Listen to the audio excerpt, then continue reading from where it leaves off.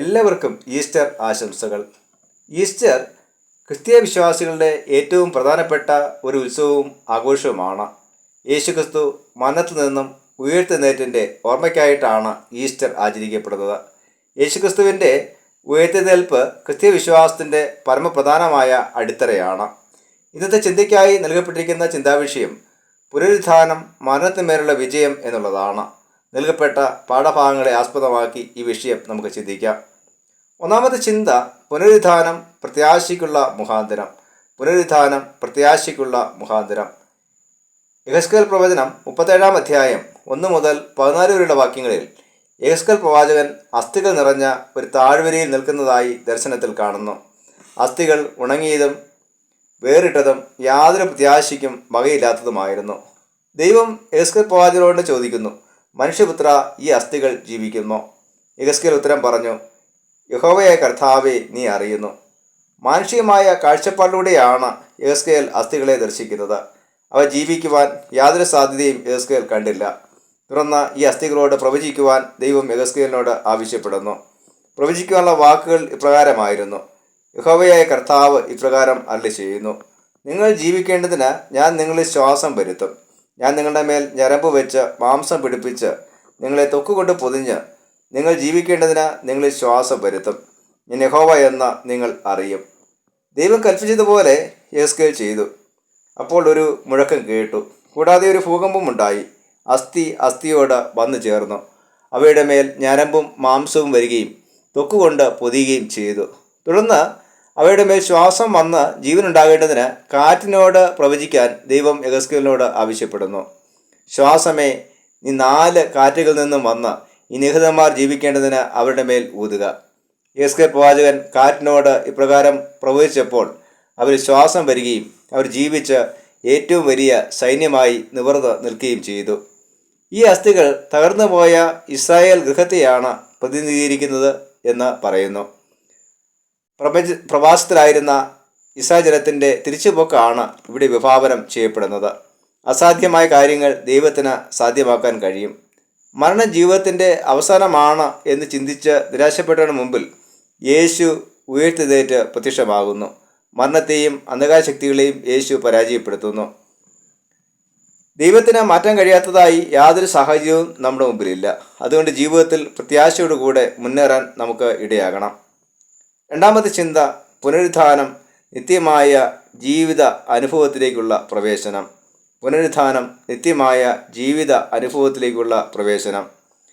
2 കൊരിന്ത്യർ 5 അധ്യായം 1 മുതൽ 10 വരെയുള്ള വാക്യങ്ങളിൽ അപ്പോസ്തലനായ പൗലോസ് ക്രിസ്തീയ വിശ്വാസികൾക്ക് ലഭ്യമാകുന്ന സ്വർഗീയ ശരീരത്തെക്കുറിച്ചും മഹത്വത്തെക്കുറിച്ചും പ്രതിപാദിക്കുന്നു. ജഡിക ശരീരത്തെ ഭൗമഭവനമെന്നും വരുവാനുള്ള ആത്മീയ ശരീരത്തെ കൈപ്പടിയില്ലാത്ത നിത്യഭവനമായി ദൈവത്തിൻ്റെ ദാനമായൊരു കെട്ടിടമെന്നും വിശേഷിപ്പിച്ചിരിക്കുന്നു. ഭൗമഭവനം അഥവാ ജഡിക ശരീരത്തിൻ്റെ പ്രത്യേകത അതിനുള്ളിൽ വസിക്കുന്ന ആത്മാവ് ഞരങ്ങിക്കൊണ്ടാണ് ജീവിക്കുന്നത് എന്നാണ്. അതിനർത്ഥം ഈ ജഡിക ശരീരത്തെ നശിപ്പിക്കണമെന്നല്ല, പുതിയത് പ്രാപിക്കുവാൻ നാം പരിശ്രമിക്കണം എന്നാണ്. ദൈവം മനുഷ്യനെ സൃഷ്ടിച്ചിരിക്കുന്നത് സ്വർഗീയമായ വാസസ്ഥലത്ത് പാർക്കേണ്ടതിനായിട്ടാണ്. അതുകൊണ്ട് ഈ ഭൂമിയിൽ നാം ആയിരിക്കുമ്പോൾ ആത്മീയ കാര്യങ്ങൾക്ക് പ്രാധാന്യം നൽകണം. കഷ്ടതയും വേദനകളും നിരാശയുമെല്ലാം ഈ ലോക ജീവിതത്തിൻ്റെ ഭാഗമാണ്. അതുകൊണ്ട് നിത്യജീവൻ നേടുവാനാകണം നമ്മുടെ മുൻഗണന. ജഡിക ശരീരത്തിലായിരിക്കുമ്പോൾ ദൈവത്തിന് പ്രസാദകരമായ കാര്യങ്ങൾ ചെയ്യണം. പൗലോസിൻ്റെ ഈ വാക്കുകൾ സൂചിപ്പിക്കുന്നത് മരണം മനുഷ്യജീവിതത്തിൻ്റെ അവസാനമല്ല എന്നതാണ്. മരണത്തിനപ്പുറം ഒരു ജീവിതമുണ്ട്. ഈ ലോകത്തിലെ ജീവിതം താൽക്കാലികമാണെന്നും നിത്യമായ ജീവിതം സ്വർഗീയ വാസമാണെന്നും പൗലോസ് ഓർമ്മിപ്പിക്കുന്നു. ഇതാണ് ക്രിസ്തീയമായ പ്രത്യാശയുടെ ഉള്ള ജീവിതത്തിൻ്റെ അടിസ്ഥാനം. യേശു മരണത്തിൽ നിന്ന് ഉയർത്തെഴുന്നേറ്റ പോലെ എല്ലാവർക്കും മരണത്തിനപ്പുറം ഒരു ജീവിതമുണ്ട്. അതിനായി ഓരോരുത്തരും പ്രത്യാശയോടെ കാത്തിരിക്കേണ്ടത് ആവശ്യമാണ്. മൂന്നാമത്തെ ചിന്ത, യേശുവിൻ്റെ ഒഴിഞ്ഞ കല്ലറ രൂപാന്തരത്തിൻ്റെ ഇടം. യേശുവിൻ്റെ ഒഴിഞ്ഞ കല്ലറ രൂപാന്തരത്തിൻ്റെ ഇടം. മർക്കോസ് 16 അധ്യായം 1 മുതൽ 11 വരെയുള്ള വാക്യങ്ങളിൽ യേശുവിൻ്റെ കല്ലറയിൽ സുഗന്ധദ്രവ്യങ്ങളുമായി എത്തിച്ചേരുന്ന 3 സ്ത്രീകളെ നാം കാണുന്നു. അവർ യേശുവിൻ്റെ ശരീരം അഴുകാതിരിക്കാൻ സുഗന്ധദ്രവ്യങ്ങൾ പൂശുവാനാണ് വന്നത്. എന്നാൽ കല്ലറയുടെ വാതിൽക്കൽ ഉണ്ടായിരുന്ന വലിയ കല്ല് ആര് ഉരുട്ടി മാറ്റുമെന്ന ഭയം അവർക്കുണ്ടായിരുന്നു. പക്ഷെ അവർ എത്തിയപ്പോൾ കല്ലറയുടെ വാതിൽക്കൽ വച്ചിരുന്ന കല്ല് അവർക്ക് മുമ്പായി ഉരുട്ടി മാറ്റിയിരുന്നു. കല്ലറയിൽ യേശുവിൻ്റെ ശരീരം അവർ കണ്ടില്ല, അത് ശൂന്യമായിരുന്നു. കല്ലറയ്ക്കകത്ത് വെള്ള നിലയങ്കി ധരിച്ച ഒരു ബാല്യക്കാരനെ അവർ കണ്ടു. അത് ഒരു ദൈവദൂതനായിരുന്നിരിക്കാം. അവൻ പറഞ്ഞു, യേശു ഉയർത്തെഴുന്നേറ്റു. കൂടാതെ ഗലീലയിലേക്ക് മടങ്ങിപ്പോകുവാൻ ബാല്യക്കാരൻ അവരോട് ആവശ്യപ്പെടുന്നു.